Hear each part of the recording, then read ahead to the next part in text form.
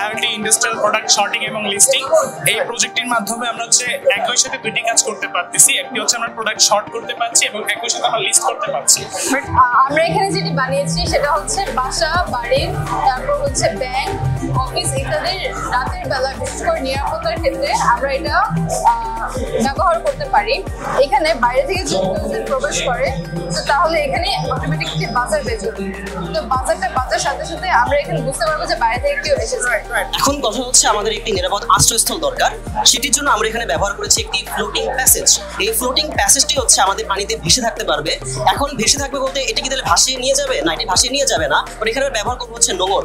এখন এটার বৈজ্ঞানিক ভিত্তি যদি আমরা তুলে ধরি, এটার বৈজ্ঞানিক ভিত্তি হচ্ছে স্যার আর্কিমিডিসের সূত্র অনুযায়ী আমরা জানি যে কোনো একটি বস্তুর নিচে যে পরিমাণ পানি অপসারিত হচ্ছে উপরে ঠিক সেই পরিমাণ ভরের বস্তু ভেসে থাকতে পারে।